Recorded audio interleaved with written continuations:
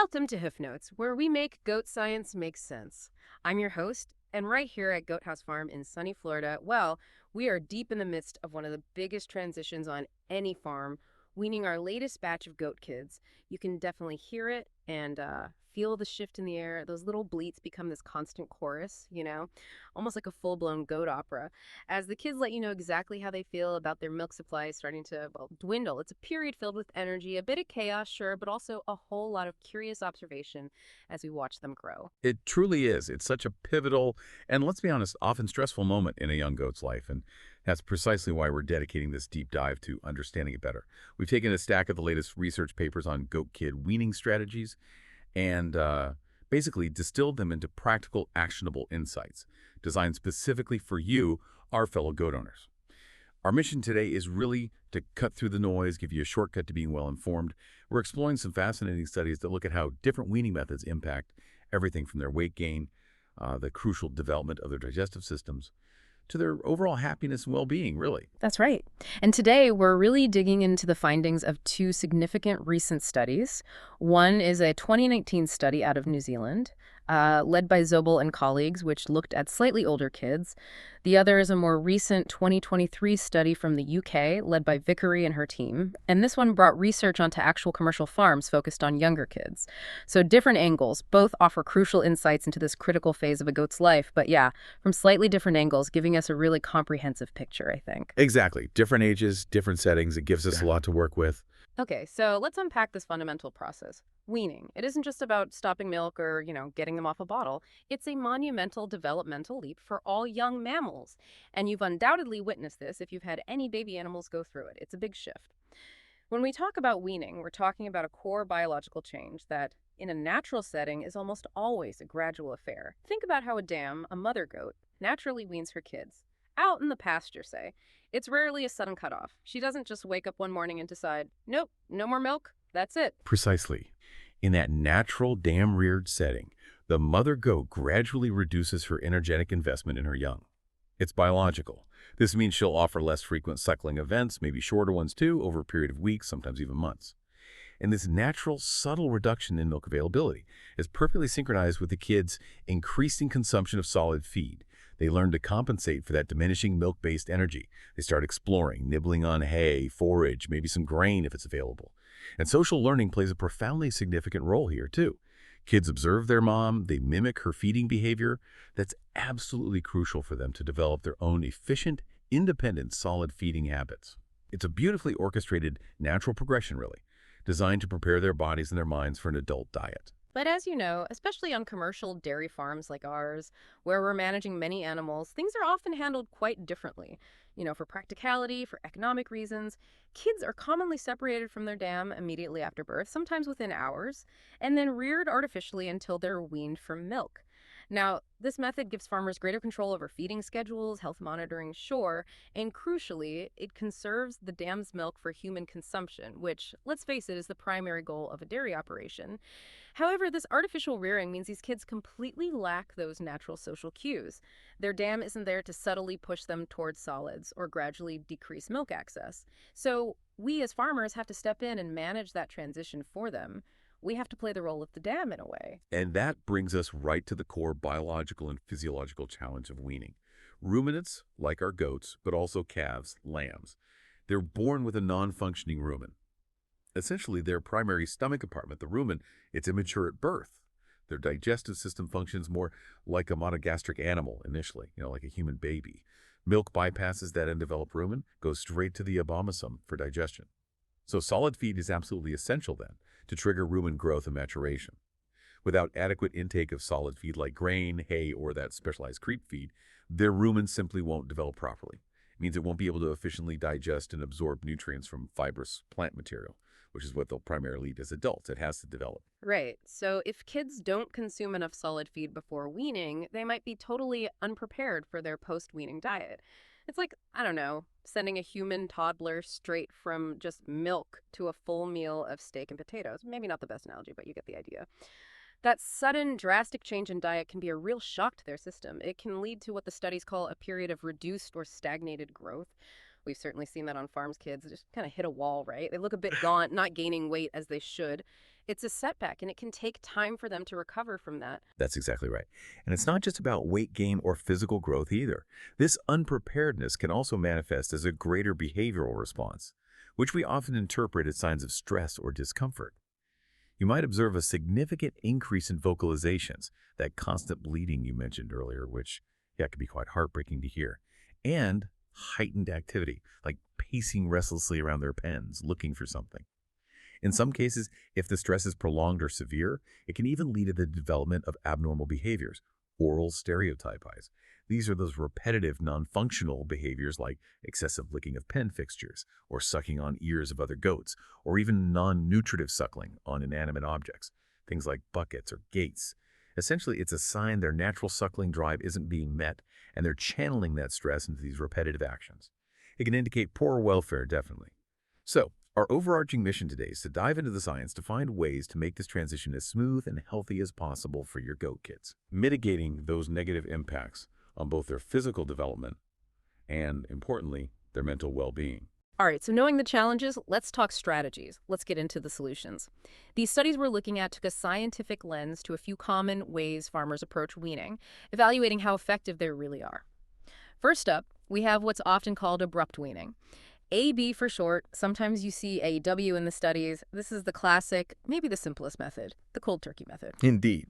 With abrupt weaning, milk replacer is provided at a set volume, or sometimes even ad libitum, meaning it's just always available, and then one day, poof, it's simply not offered at all. It's a sudden, complete removal of milk from the diet. Imagine going from, a full-course liquid meal to nothing overnight. It's often seen as simple to implement because it requires no gradual adjustment period. You just stop. Interestingly, despite potential downsides for the animals, a survey cited in one of our papers found that abrupt weaning was still used by nearly 29% of folks rearing goat kids artificially. So it's a common commercial practice, often due to that perceived simplicity. But it does mean a very sudden, often jarring dietary and behavioral shift for the kids. Okay, so that's abrupt. Then we have gradual dilution, or DILU. This is where you're essentially making the milk less milky over time, almost like, gradually watering down juice, like you said. Correct. In the gradual dilution method, the concentration of the milk replacer powder is slowly reduced, usually by adding more water to the same total volume of liquid. So the kids are still getting the same volume of liquid, which can kind of maintain the routine of drinking, maybe the comfort of that.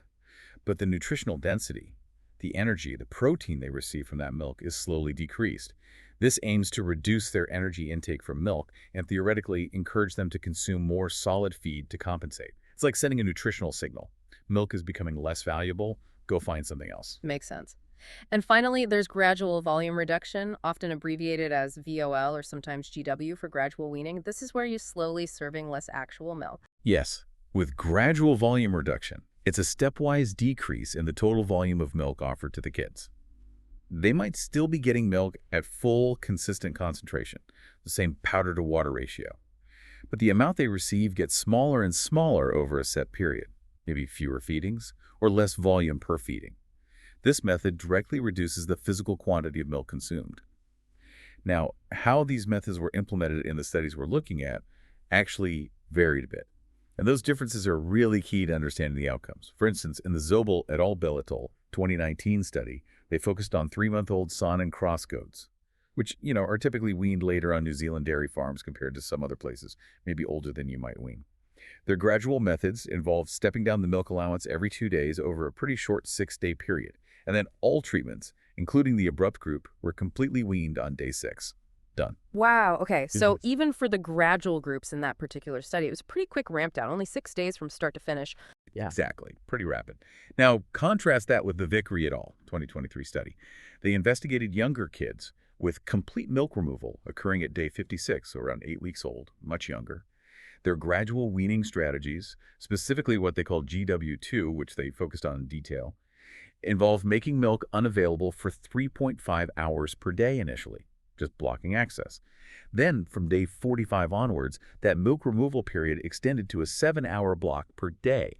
And this was achieved simply by physically removing the artificial milk teat for those set periods, which is a really practical, real-world application of gradual weaning. It's a pen-level management strategy, meaning it can be applied to a whole group of kids in a pen without needing individual handling for each one. That's what makes it genuinely practical for a busy commercial farm, less labor. Yeah, that makes a lot of sense for a larger operation. Just pull the T-bar out for a few hours, simple.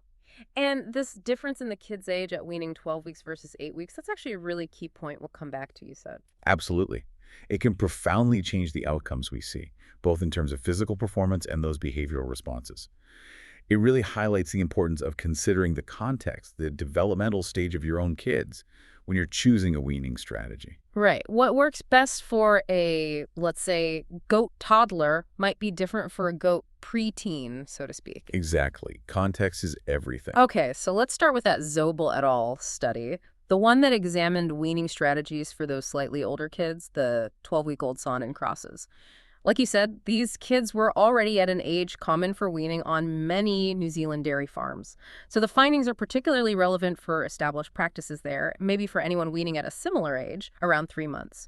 They basically wanted to see if these different gradual methods made a big difference for kids who were already, well into their solid feed journey, compared to just abruptly removing the milk. It's a very practical question for farmers. Once they're eating solid feed pretty well, does it really matter how you take the milk away in the end? That's a great way to frame it.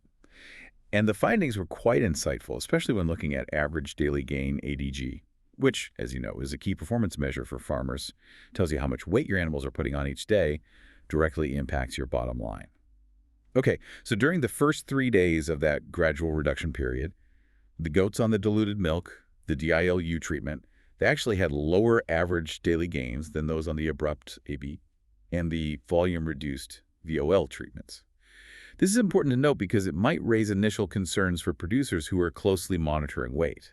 Right, you see those numbers dip and you might start to worry, thinking, uh-oh, this isn't working. Exactly. You might think the dilution is setting them back. So an initial dip for the DILU group, that could be a red flag for some farmers, but what happened next? Did they catch up? They did. And here's where it gets really interesting for these older kids. During the subsequent periods, after those first 3 days, ADG did not differ among the treatments. No significant difference. By day 6, when complete weaning occurred for everyone, and even 4 days post-weaning on day 8, all treatments had similar weight gains.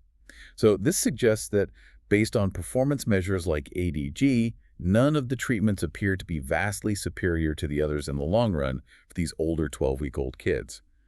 While there might be that short-term compensatory dip for the diluted group, they quickly caught up. Okay, that's quite reassuring then. For a farmer, this implies that for 12-week-old kids who are already eating solid feed well, the long-term growth doesn't seem to be dramatically impacted by the gradual versus abrupt approach, at least in this study's context. These results suggest, yeah. So an initial dip, but then they caught up. What about what they were actually eating, their pellet intake, their solid feed? That's obviously crucial for rumen development. Right, you need them eating solids.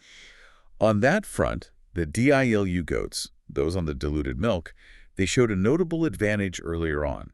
They increased their pellet intake earlier, specifically on days 4 and 5 of the weaning period. And get this, they were eating twice as much pellets as those on the abrupt and volume-reduced treatments during that specific window. Wow, twice as much. Yeah, and this increase in pellet consumption directly followed their initial lower ADG. So it indicates that these goats were highly motivated to compensate for the reduced energy intake provided by the diluted milk. It's a very logical compensatory behavior. If you're not getting enough calories from your drink, you'll naturally go for the solid food. And that's a positive sign for rumen development, right? Increased solid feed intake helps mature the rumen faster. That makes perfect sense. If you're not getting enough energy from your liquid, you'll go for the solids. So the dilution kind of pushed them towards the pellets faster. What about the volume-reduced group? Did they adapt similarly? Interestingly, no, not exactly. Immediately after milk was no longer offered, so on days 6 and 7, the goats on gradual volume reduction, the VOL group, they consumed less pellets than both the abrupt and the diluted milk groups. Less. Huh. Why would that be? Well, the researchers speculated a couple of reasons. One might be the greater viscosity of the non-diluted milk, even though it was reduced volume, might have made them feel fuller, less inclined to eat pellets right away. Another possibility, which wasn't measured in this study unfortunately, is that they might have increased their hay or straw intake to compensate instead of pellets. That wouldn't have shown up in the pellet intake data. Right. But here's the kicker, and this is really important for your overall management perspective. All goats consume the same amount of pellets by days 8 to 9. Ah, okay, so they all leveled out again. Exactly. Just 4 days after milk was completely removed, all strategies led to similar solid food consumption levels. It suggests that, for these older kids, Their systems adapted really rapidly once the milk was totally gone, regardless of the path they took to get there. That's a pretty quick adjustment for those 12-week-old kids. 4 days, basically. So the physical performance, the weight gain, and the feed intake seem to level out pretty quickly after complete milk removal in this age group. But what about the noise? All those vocalizations we hear around here during weaning. Did the weaning strategy make a difference in their cries for milk? Because believe me, those bleats can be hard to listen to sometimes. You're right, they can be tough. And surprisingly, maybe counterintuitively, the weaning strategy itself did not affect vocalizations in the Zobel study. There was no significant difference in the amount they vocalized between the abrupt, diluted, or volume-reduced groups during the weaning process itself. Really? So gradual didn't make them quieter? Not according to this study's findings. However, what was consistent across the board, and quite dramatic, was that after milk was no longer offered, so from day 6 to day, 9 all treatments dramatically increased their vocalizations, especially during the observation sessions right after feeding time, compared to when they still had milk. This means that once the milk was gone entirely, all groups got significantly louder, regardless of how they got there. Okay, so a lot more noise across the board once the milk was gone entirely, no matter the ramp down path. That's a powerful insight. It wasn't the how, but the fact that the milk was gone. Exactly. It suggests that the goats hadn't yet fully adjusted to the complete change in their routine. And the researchers proposed it could be that they were experiencing withdrawal, maybe, as a result of no longer being able to suckle, rather than simply due to the removal of milk calories from their diet per se. It implies a deeper behavioral and psychological need beyond just hunger. The comfort and routine of suckling itself might be a big part of it.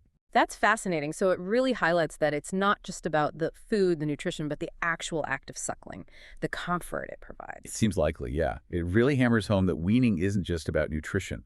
It's also about a behavioral and psychological dependency. The act of suckling provides comfort, it's a routine, and a certain removal can be like losing a familiar anchor for them. So those bleeds might be less about an empty stomach and more about the frustration of a lost comfort, a familiar routine suddenly gone. It's their way of expressing maybe emotional withdrawal, which is a powerful insight into their complex inner world, I think. Absolutely. Wow. Okay, and what about rumination and lying behavior? Those are crucial for healthy digestion and comfort, especially for a developing ruminant, right? Chewing their cud. Right. On that front, the removal of milk access resulted in a dramatic increase in time spent ruminating for all groups. A big jump. Just 3 days after milk removal, these kids were ruminating at levels over 70% of what has previously been reported for adult goats. 70% of adult levels in just 3 days. That's fast. It's incredibly fast adaptation. It's a very positive sign, indicating that their rumens were rapidly maturing and adapting to a solid feed diet, kicking into high gear. Now, the weaning method itself had no effect on rumination or lying behavior. Again, similar outcomes across groups. They also found that the proportion of time goats spent lying down and ruminating concurrently increased after weaning. And they spent very little time ruminating while standing upright, less than 1% of the day apparently, which aligns with what we know about how ruminants prefer to process their food, often in a comfortable lying position, maximizing their digestive efficiency. Okay. It shows their bodies were quickly taking over the digestive function with solid feed, adopting those typical adult ruminant behaviors. Okay, so let's try and summarize the Zobel et al. Findings for the listener. What does this all mean for those 12-week-old kids that they studied? For them, already quite used to eating solid feeds, it seems like the specific method of gradual weaning, whether it was dilution or volume reduction, didn't make a huge difference in the long run. Not for physical performance or how much solid food they ate, at least by a few days post-weaning. Their weight gain leveled out, their solid feed intake caught up quickly, but that consistent, dramatic increase in vocalizations for all groups after milk was completely removed. That's a really good reminder that this is still a stressful transition for them, psychologically perhaps, regardless of the weaning path you choose. It's not a walk in the park for them, even if they adapt physically quite fast at that age. Indeed. It underscores that even when physiological adaptation seems rapid, the behavioral and psychological aspects of weaning remain significant. It's a reminder that while their bodies might be ready for solids, their minds still have an adjustment to make to the loss of that familiar suckling comfort and routine. Okay, now let's shift our focus to the Vickery et al. Study from 2023. This one really builds on earlier research, you said. By looking at younger kids around 8 weeks old and, crucially, brought the research onto a commercial farm, which is incredibly valuable for us goat owners, right? Seeing how these strategies perform in a real-world, busy setting, not just a controlled lab.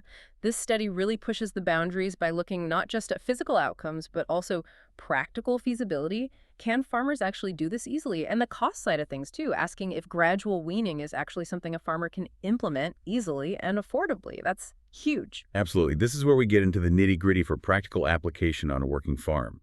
The Vickery study had two main experiments, which is important to remember because they offer different insights. Experiment 1 took place directly on a commercial farm with a large group, 261 Saanen kids. That's a robust, real-world test. Now, when it came to feasibility, the farm staff initially had some reluctance, maybe some hesitation about removing and replacing the milk teats daily for the gradual weaning groups. Yeah, I can imagine it's an extra step in an already packed schedule. Totally. But they were able to select timings that fit in with their existing schedule of work. For example, doing it during other routine pen checks. And they reported that it was ultimately a quick and feasible addition to their routine. They could manage it. This is a crucial finding. It shows that pen-level gradual weaning strategies, like simply removing the milk teat for set periods, can actually work efficiently in a real-world commercial setting. It kind of dispels concerns about it being too labor-intensive, which is often a barrier. That's a huge win for practicality then. If the farm staff says, yeah, we can do this, that carries a lot of weight. So what about the weight gain for these younger 8-week-old kids on that commercial farm? Did they see clearer benefits for gradual weaning in this setting compared to the older kids? Well, the results here were a bit mixed, actually, which often happens in complex on-farm research. There are just so many variables at play. When both gradual weaning treatments were under the same protocol, specifically during days 35-45, the gradual weaning group 2, GW2, which involved that split block teat removal, they had significantly higher average daily gain. Okay, so an early advantage for gradual there. Yes, suggesting an early advantage for that particular gradual method when milk access was first restricted. However, interestingly, during the immediate post-weaning period days, 56-60, just after milk was gone, the abrupt weaning kids actually had significantly higher ADG. Higher. The abrupt group gained more right after weaning. In that very short window, yes. The researchers acknowledge that this short post-weaning period is unlikely to be representative of long-term weight gain. Factors like gut fill or maybe a temporary compensatory intake of solid feed by the abrupt group might have influenced those immediate results. Ah, okay. Like a rebound effect almost. Possibly. It's like a human who binges right after a strict diet. It doesn't necessarily mean they're healthier long-term. So the ADG findings on the farm were a bit inconclusive overall, didn't show a clear long-term winner based solely on weight in that experiment. Okay, so a bit of a mixed bag for weight gain on the farm, at least in the short term, immediately post-weaning. But here's where it gets really interesting for me, and I think for any goat owner concerned about their animal's happiness and comfort. What about the behavioral insights? Did gradual weaning reduce those stress indicators for these younger kids? Absolutely. This is where the welfare benefits really shone through and provided a much clearer picture in Experiment 1. The GW2 kids, those on the gradual weaning schedule with the split milk-off periods, they spent significantly more time feeding on solids during the weaning period itself. Okay, so they shifted to solids earlier, even while milk was still partly available. Exactly. Yeah. Which is an excellent early sign for robust rumen development. They were actively shifting their dietary focus. And critically, post-weaning, the GW2 kids displayed lower levels of what the researchers termed frustrated suckling motivation. Frustrated suckling motivation. What does that look like? It manifests as less searching behavior, less poking around looking for milk sources that aren't there, less non-nutritive sucking on pen mates or fixtures like fences or buckets. Generally, less agitated behavior related to finding milk. This is a direct and important indicator of improved welfare. It suggests they were less stressed by the complete removal of milk. They seem to have better prepared psychologically for the change. They weren't constantly seeking something that wasn't there anymore. That's a huge takeaway for welfare. Less frustration, less stress. That sounds much better for the kids. So Experiment 1 gave us good insights into feasibility. Yes, it can be done. And welfare, yes, gradual seems better. But the weight gain was a bit inconclusive. That's where Experiment 2 comes in, right? A more controlled setting to really dig into the numbers and maybe isolate the effects more clearly. Exactly. Experiment 2 was conducted under much more controlled research conditions. A smaller group of male mixed-breed kids. This allowed for more precise measurements, especially of individual feed intake, which is hard to do accurately on a large commercial scale. Here, they used individual computerized feeders, which is really a game changer for data collection. It gives highly accurate measurements of milk and solid feed consumption per animal. You know exactly what each kid is eating and drinking. Right, much more precise data. Definitely. And in this controlled setting, the GW2 kids had lower milk intake during the second weaning period, days 45-55, which clearly demonstrates that the gradual method effectively reduced milk consumption, just as intended. It signaled to the kids that milk was becoming less available or required more effort. And crucially, these gradually weaned kids also had higher ADG during the second weaning period, which is a key growth phase just before complete weaning. Ah, so better growth during weaning for the gradual group in this experiment. Yes. And furthermore, they even trended toward higher ADG post-weaning as well, from day 56 up to day 70. So this provides stronger, more consistent evidence for better performance and growth compared to the somewhat mixed results from Experiment 1 on the farm, likely due to the more controlled conditions and that longer, more precise observation period post-weaning. That makes sense. And any concerns about bloat? That can sometimes happen with rapid changes in diet or milk access, especially with younger ruminants. It's something farmers worry about. That's a very good question and a very practical one. Excellent news on that front. No incidences of bloat were recorded for any kids throughout Experiment 2, 0, Great. which directly addresses a common concern with limiting milk access, especially using methods like teat removal. The study also observed no rebound effects, meaning the kids didn't overdrink milk frantically when it became available again after a period of removal. They seemed to learn to regulate their intake appropriately. Furthermore, they recorded fewer visits to the feeding station post-weaning for the gradually weaned kids compared to the abrupt group. The researchers suggested this indicates the gradual group habituated to milk access being removed. They got used to it. In contrast, the abruptly weaned kids had never experienced this gradual reduction before, and they likely experienced higher levels of stress and searching behavior as a result of that sudden, unexpected change. So the gradual group kind of learned the new routine, while the abrupt group was still maybe confused and stressed, looking for what was lost. That seems to be the interpretation, yes. It points to a much smoother psychological adjustment for the gradual group. They learned to accept the change over time. Okay, so not only were they performing better in Experiment 2, but they seemed less fixated on the milk station after it was gone, indicating less stress. What about their solid feed and water intake? Did that differ too? Yes, it did. At the pen level in Experiment 2, the GW2 kids had higher creep intake during weaning, which, as we discussed earlier, is absolutely critical to rumen development and successful weaning. Right, that creep feed is key. It really is. For those who might be newer, creep feed is that specialized, highly palatable starter diet offered to young kids, often in a feeder that keeps the bigger goats out. It's designed to give them that nutritional boost and encourage early solid food consumption.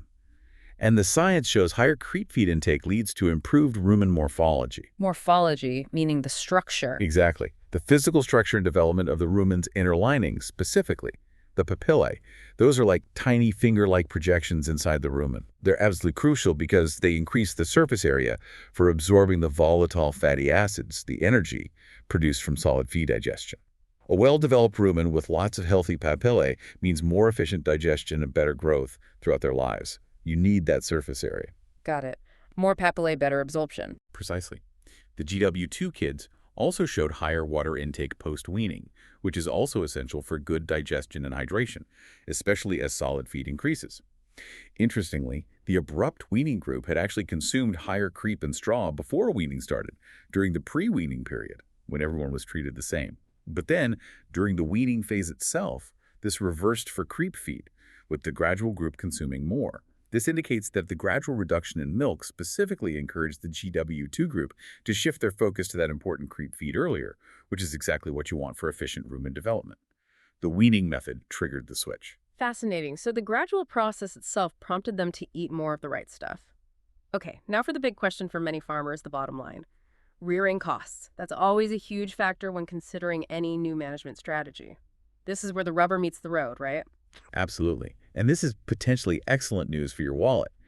Despite the increased creep feed intakes for the gradual group, which you might initially think means higher feed costs, it actually resulted in slightly lower total rearing costs between the treatment groups in Experiment 2. Lower costs. Really? Yeah. Even with eating more creep feed? Yes. On average, the gradually weaned kids cost approximately £1.13 less per kid to rear in this study. Now, that's in British pounds, but the principle applies. Okay, a little over $1 per kid, maybe. Doesn't sound huge, but But think about that scaled up. On a farm weaning, say, 100 kids, that's over £100, or maybe $130, $150, depending on exchange rates, in direct savings just on feed costs for that batch. In an industry where margins can be pretty tight, that's not just a number, that's a tangible difference that could cover other expenses, contribute to supplies. that's a good point. It adds up quickly with volume. So why was it cheaper if they ate more creep feed? Because the increased creep feed intakes of the gradually weaned kids were financially compensated for by their lower milk intakes. Milk replacer is significantly more expensive per gram or per pound than creep feed. So encouraging that switch from expensive milk to cheaper creep feed earlier actually led to overall savings in this case. Oh, okay, that is an aha moment. Yeah. It truly shows that sometimes the most welfare-friendly approach can also be the most financially savvy. You don't always have to choose between them. Exactly. It's a potential win-win. Okay, speaking of welfare again, what about the behavioral observations in experiment 2, particularly play behavior? You mentioned play is often a key indicator of an animal's well-being. We love seeing our kids play at Goat House Farm. You're absolutely right. Play is a critical and I think often underestimated welfare indicator. It tells you a lot about how they're feeling. During the second weaning period, the GW2 kids actually showed lower levels of play initially, which might be indicative of their initial response to the reduced milk availability as they were adapting. Maybe conserving energy, a bit uncertain. However, post-weaning, this reversed dramatically. The GW2 kids showed significantly higher levels of play compared to the abrupt group. And critically, get this, 0 incidences of play were observed for the abruptly weaned kids in the entire post-weaning observation period. 0 play for the abrupt group, none at all. That's quite striking and, frankly, a bit concerning. It's very striking. The absence of play is often seen by animal welfare scientists as a reliable indicator of a change from positive to poorer welfare. Play is considered a luxury behavior. Animals tend to engage in it when their basic needs are met, they feel safe, and they have surplus energy. Play decreases when energy resources are limited, or when the activity cost, meaning the effort or stress involved in daily life, increases. So the fact that gradually weaned kids started playing more after weaning strongly suggests they adapted better. They experienced improved welfare and had better energy levels compared to their abruptly weaned counterparts. They had the energy reserves and perhaps the psychological comfort to engage in play, whereas the abrupt group seemed to be using all their resources just to cope with the stress of the sudden change. Their focus was elsewhere. Wow, that's a powerful visual sign of their psychological state. More play equals happier, better adjusted kids, essentially. Okay, so here's where it gets really interesting when we bridge these two studies and consider their implications together. While the Zobel study on the older kids, those 12-week-olds, showed maybe less short-term difference in physical performance between abrupt and gradual methods, this second study by Vickery et al., especially with the younger 8-week-old kids and in that more controlled setting, it really highlights the powerful benefits of gradual weaning, particularly for welfare, less frustration, more play, and potentially even for your pocketbook, saving on feed costs. Absolutely. The differences in results between the two studies likely reflect several factors. The varying ages of the kids is probably a big one, 12 weeks versus 8 weeks. That's a significant developmental difference.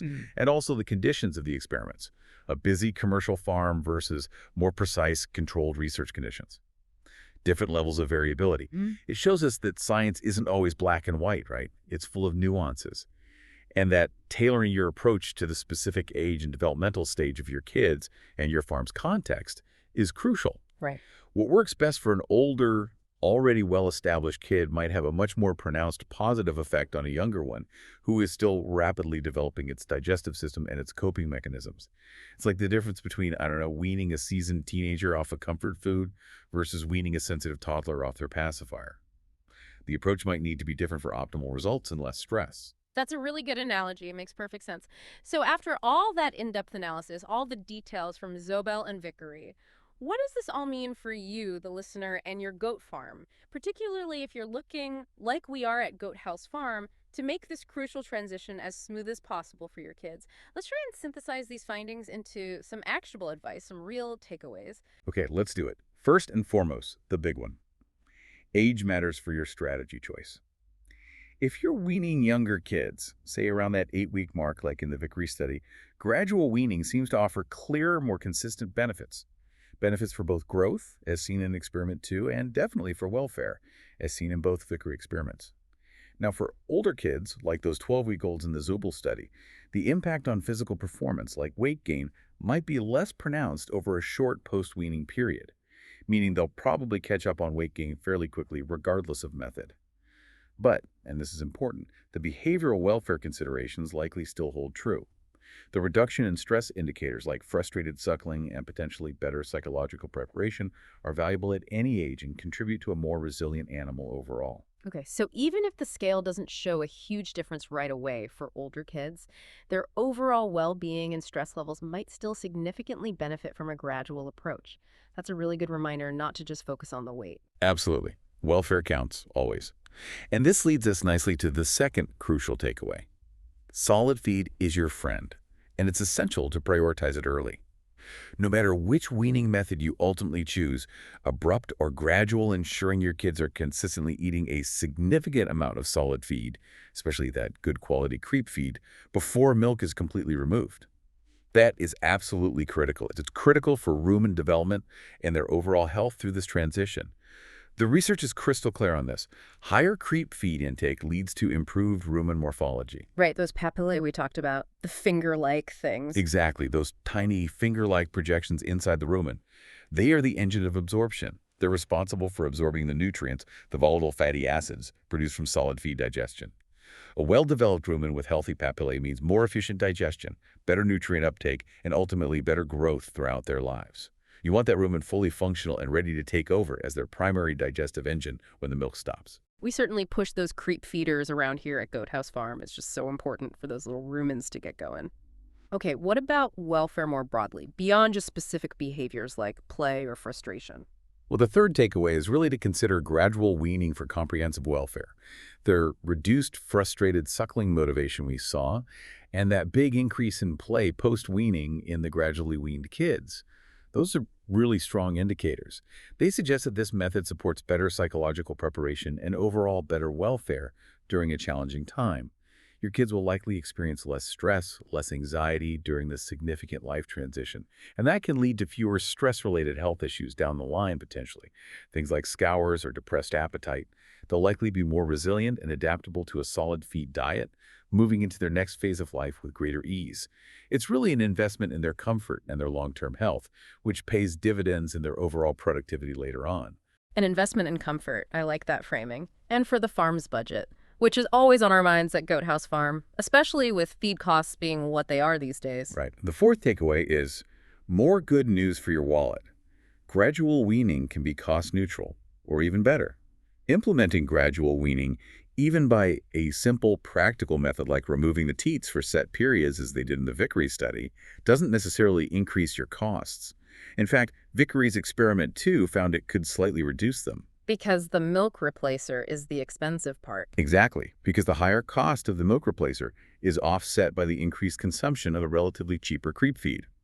So you're not just helping your kids transition more smoothly and with less stress, you're potentially optimizing your feed costs and improving your farm's economic efficiency at the same time. It really can be a win-win scenario, aligning good animal welfare with sound business practices. That's fantastic. A win-win is what we always hope for. Okay, and finally, about those loud expressions of discontent, those bleats that can really tug at your heartstrings during weaning. Ah, yes, the noise. The fifth takeaway is, vocalizations are normal. Expect them. Expect them after complete milk removal, regardless of whether you used a gradual or abrupt method. Based on the Zobel study especially, this seems to be a general response to the change. It might be more about the loss of the act of suckling itself, that comfort, that routine, than just pure hunger for calories. So don't let those vocalizations necessarily discourage you from your chosen method, especially if it's a gradual one. If other indicators are positive, like good solid feed intake, steady growth, positive behavioral expressions like play returning, then the noise is likely just part of the adjustment process. Okay, so listen to them, but also look at the broader picture of their health and behavior. Don't panic just because they're loud for a few days. Precisely. They're communicating their feelings about a big change, and that's a natural part of them adapting. Okay, this is incredibly helpful. So if you're like us at Goat House Farm, looking for ways to make weaning a less stressful time for your kids and potentially save a little money while doing it, These studies provide a strong, scientifically backed case for exploring and adopting a gradual approach, especially perhaps for younger kids. Think about your own kids, how vocal they are, how they react to changes. These studies give us some solid science to back up what our instincts might already be telling us about their well being. It's really about finding that optimal balance, isn't it? The balance of milk access, how long the gradual weaning period should be, maybe when to start it, all to ensure good growth, encourage that increased solid feed consumption, and provide that crucial psychological preparation for your herd as they transition into productive adulthood. It really is about setting them up for success, not just in the immediate short term of weaning, but for a healthy, resilient, and productive life ahead. Hashtag tag outro. Well, this has been quite a deep dive into the fascinating and sometimes noisy world of goat kid weaning strategies. We really hope it gives you some new insights and some practical tools for managing this important stage on your own farm.